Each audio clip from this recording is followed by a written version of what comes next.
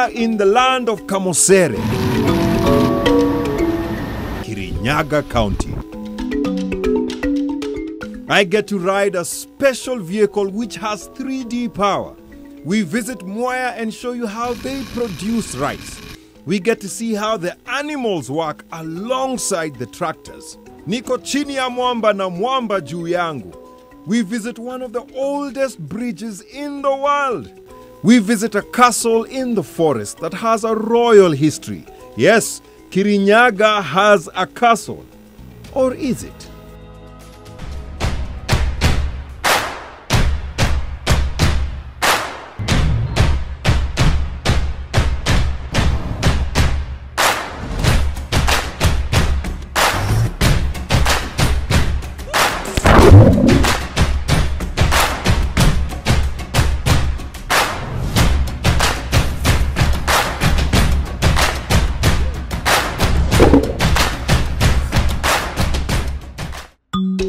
Our journey begins quite early.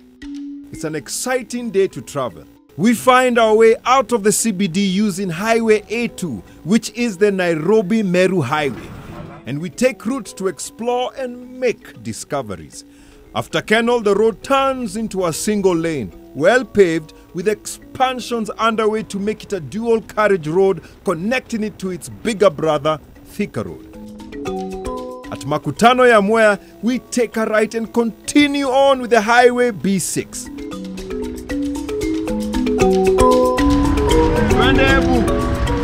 Yes, I know I said Embu. It's on the same route, but that's a story for another day. From here you notice the land starts to get flat, which makes our next destination well situated.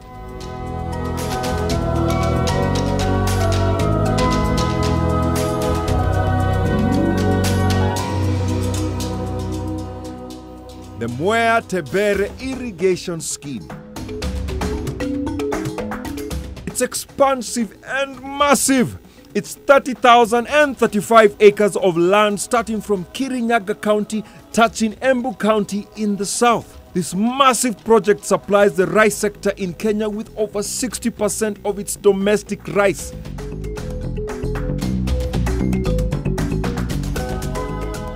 Now February ni harvest season. NTV, eh? Welcome to Mwea. Hii ni kama imenirudisha high school. Kumbuka zile mabasi za Face Me by force. Sasa lazima niangalie ubest yangu tupige story sasa. Engine power is normally measured in horsepower. So tunaweza sema hii ni 3 donkey power. In short, 3D. Hii ni ya kazi. Oh, sasa wamalize ndio waweze kufanya kazi. Haya, sawa.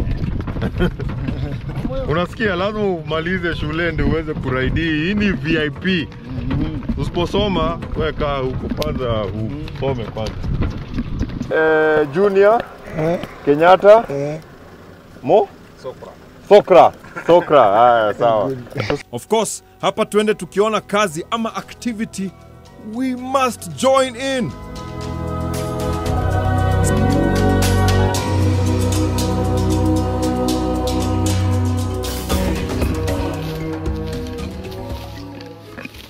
Hey, si mchele tunakata. Yes, grass grows in the same fields, same as the rice, and this makes for good hay. Na msema kukata hii nisitumie nguvu. Eh. Oh, you kata mtu.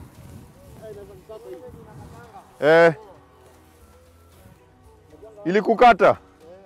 Acha basi bado nataka vidole. Kama singekuwa nazihitaji ningefanya na nguvu ndio. Hii ni panga pure vizuri.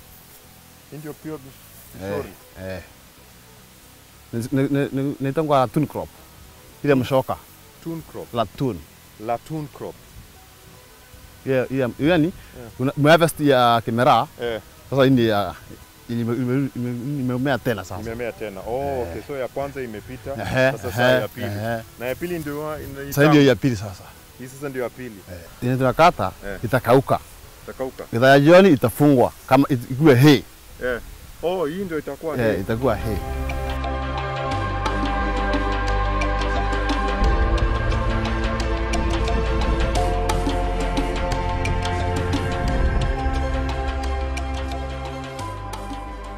The scheme was established in 1956 by the colonial government on 30,350 acres in Mwea constituency, which is the present-day Kirinyaga County.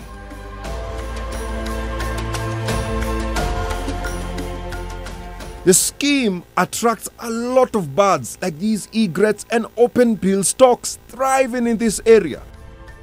But where do they get the water to grow all of this rice? Sasa hapa maji utoka wapi? Maji utoka kanal. Kanal?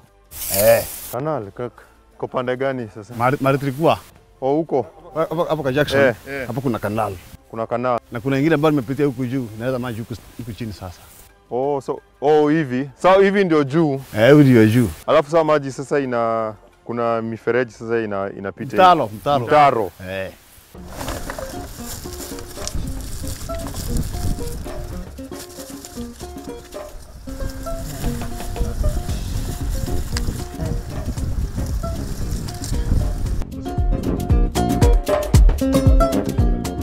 After tukule mandazi, wacha sasa tukule vumbi.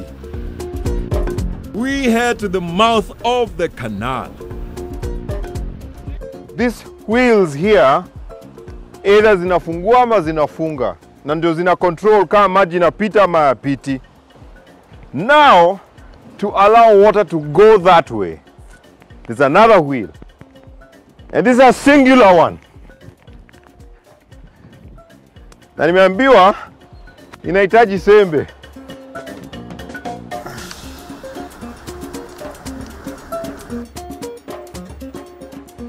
Manza sijaifika hapa, mimi usoma tu kuhusu hii scheme. It's quite elaborate and I'm quite impressed.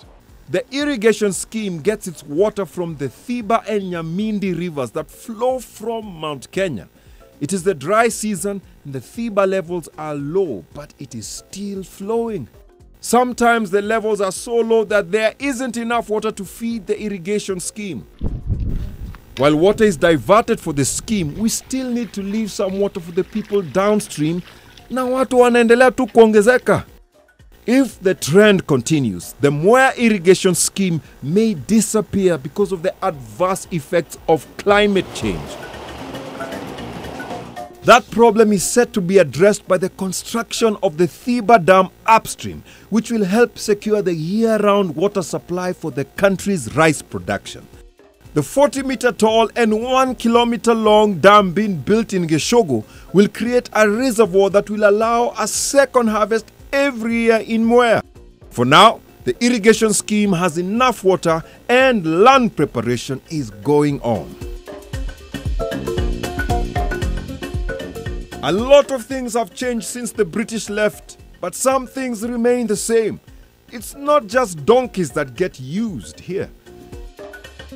Yes, bulls are still used in Mwea when preparing the land before planting. That doesn't mean that people here haven't embraced modern tools. Tractors are also used to plow the land. So is this a competition between the old and the new? No, they actually complement each other. The tractor plows and the bulls level. Hapa kuna harmony as the more powerful and faster tractors turn the earth, the bulls follow to level the ground.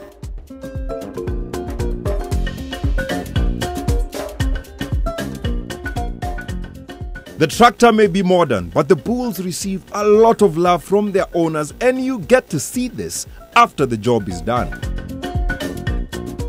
Hey, they get a good scrub. Our rice story is not over yet. Hatuwezi maliza na ng'ombe hata kama wanazipenda hivyo sana. When rice is harvested, it has to be processed in a mill. I head to one of the mills in town and meet up with Joseph. Hii sasa ndio hii tunaita paddy rice. I have the samples with me. Sasa hii ndio? Yeah, the paddy rice. Ile imetoka kwa shamba. Sasa hiyo mliona huko kwa shamba. Ndio hii sasa. Hii pia ndio inaitwa mpunga. Ndio hiyo sasa mpunga sasa. Mpunga. Ile haijafanyiwa kitu yote. Imetolewa tu kwa shamba. Ni mbegu yenyewe ile unaenda kupanda inamea. Alafu sasa after hiyo nini inafanyika? After hiyo tunaletewa hiyo mchele kwa machine, lakini first of all kwanza inafanyiwa drying. Sasa ikifikisha ile mwisho ya kusiaga ndio tunaletewa kwa machine. Inapelekwa to different processes. First of all inasiagwa, kisiagwa inatolewa hiyo ngozi ya juu inakuwa brown rice. I have the sample here. This is now the brown rice. Kutoka hapa inakuja hapa. Sasa inakuja hapa ikiwa kwa machine. Hii sasa ndio brown.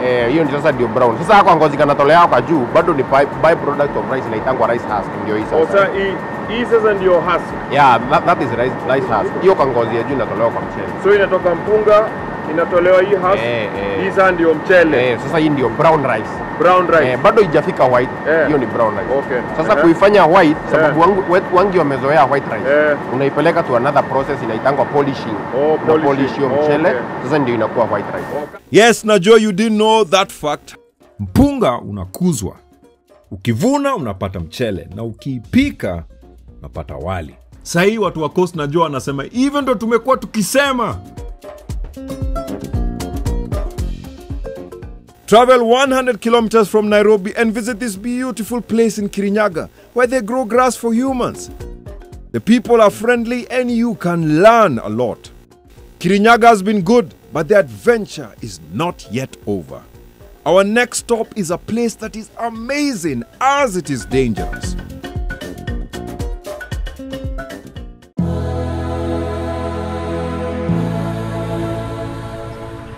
We divert to Morori off from the Mwea Embu Highway. Here, we head in search of a spectacle. Bridges are a marvel of human engineering that make travel easier and exciting. We love featuring bridges on Twende, but this next one is stuff you just can't make up. Really, no human made it. All the bridges we have featured are all new and are made of concrete and steel. In Kirinyaga, there is a bridge that is the oldest in Kenya. In fact, it is older than the country. It is safe to say that it is millions of years old. Hapa sijui vile tutapita, wacha tu tuende hivi. Normally, we humans, after making great architectural projects, like to humbly put our names next to them so that future generations can know the humble people who cut the ribbon. However, hii bridge haina kibao ambayo inaonesha ati who made or opened it. The local people call it Ndarasa ya Ngai, the bridge of God. An aerial view portrays a normal dusty bridge, and most people will just be content with appreciating the bridge from above, and it is much safer there. But then again, you didn't tune in to watch The Ordinary. Twende.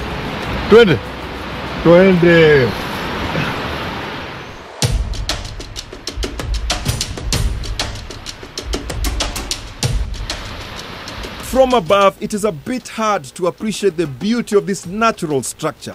Lakini ukiwa chini ya mwamba na mwamba juu yako, vitu ni spectacular. Some people see a bridge, I see a hollow cave with a light at the end of the tunnel. Depends on your perspective. Such a dangerous place because it's very steep as you go down. There are obviously steps because there have been people here. But it's dangerous, so be very careful. But once you get here, you're going to be facing River Nyamindi, which is a dangerous river. It's been known for many things. It's one of the rivers that feeds Mwea. The human bridges are normally built by the lowest bidder. So hii mambo ya kurembesha sijui patterns, sijui colors, ama concrete atmosphere, hapana tambua. You get what you pay for. It's very interesting, the ceiling pattern. Because inakaa nika imedesigniwa. Not any design that I've ever seen, like naturally, you know, because I'm usually in the city. I guess you can get an idea for what your ceiling can look like. I know, hii color inaitwa turquoise. You know what? Let me try see if I can go to the other side.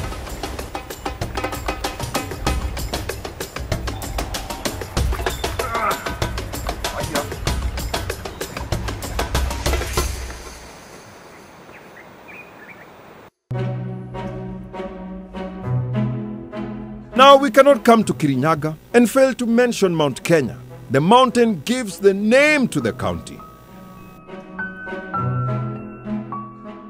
There once was a princess who lived in a land far, far away. She decided to visit one of her territories far from home. Though this land was in the tropics, it had a cool climate and was covered by forests and clean flowing rivers. And the best part of it, she could still get to see snow even at the equator. Her father, the king, then had a forest cabin built so that the family would have a comfortable stay.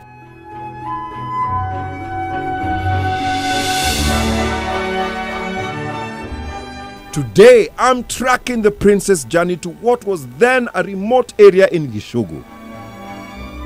One advantage I have over the princess is that I get to enjoy a smooth tarmac road to the forest, unlike the old days where ilikuwa adventure kabisa.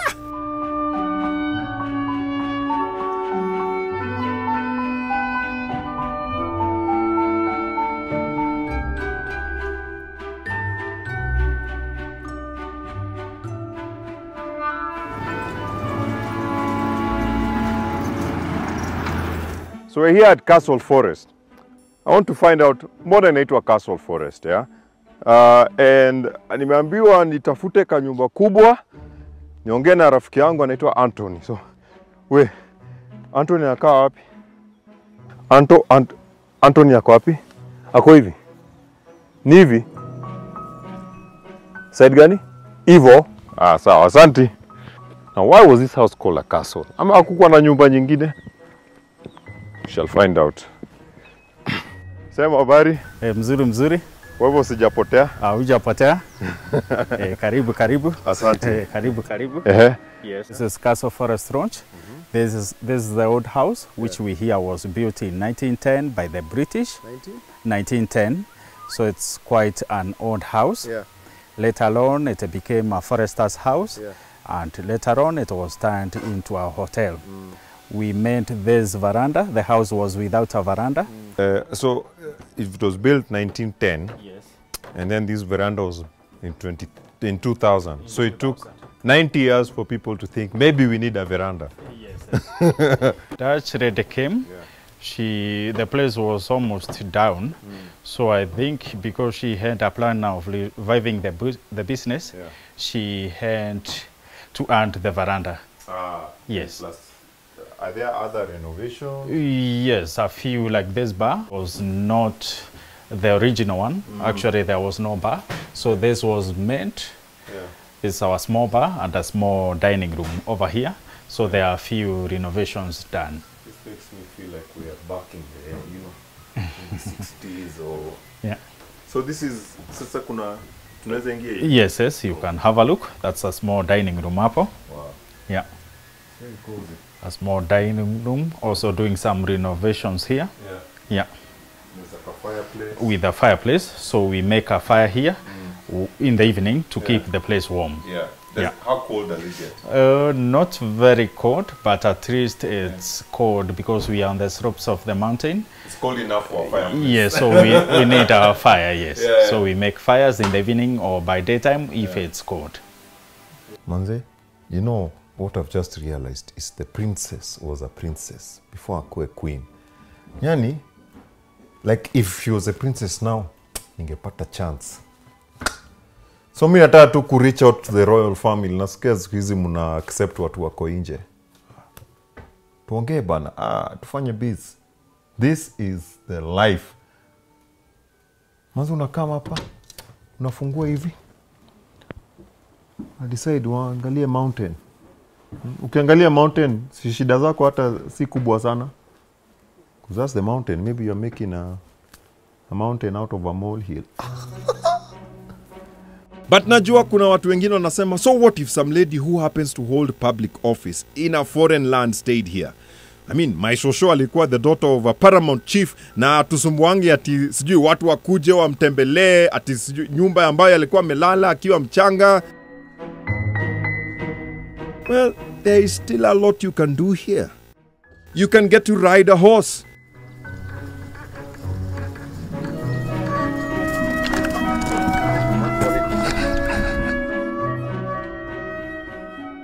or you can visit the river. The river flows down to where to make the grass edible for you after all. We got to show you where the rice you eat is made. Now we get to show you where the water that is used to make the rice is made.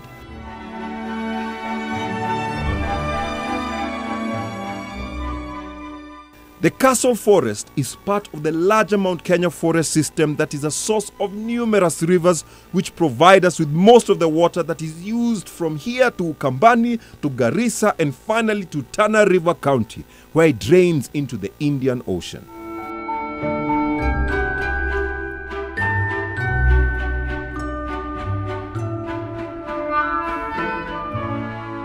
Hapa we get to see the river when it is still a princess.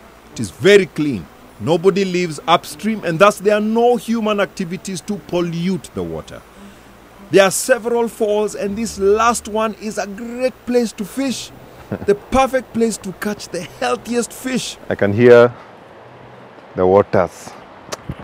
Nasikia tu maji. So finally, sijaifanya fishing na ako kakitu.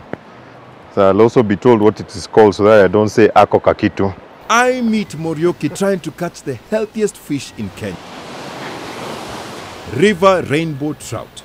Morioki, sema. Niko sawa tu, niendelee hivi. Haya. My challenge was to get to where Morioki is and try to catch my dinner.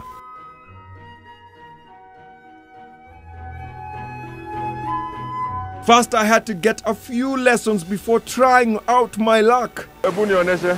Haya, kasi iko hapa ni dakika moja. Yote hapa kidogo. Alafu ndio ushika hii. Okay. Haya, kamata mtego kidogo. Shika hapa. Hapo. Bora weka hapo. Kona moja shika hii kamba hii. Vuta kamba ikuje juu. Okay. Haya. Ndio hapo. Tunafanya mara moja. Pili. Tatu achilia kamba. Sasa jaribu ukiwa peke yako. Sasa nijaribu. Labda utatoa samaki. Labda itatoa. Yangu. Jaribu. Mimi niko na bahati. Labda uko na bahati. Haya. 1 2 tupa. Sojo hapo kabisa. Iko sawa kabisa hiyo. Sasa unangoja tu. Naachilia tu, nangoja tu utasikia samaki. Kama inapiga ikipiga piga tu. Hopefully I'll get something. Yeah. So Morioki is a very good teacher. What you haven't seen is that there have been 1,000 takes of me trying to get this.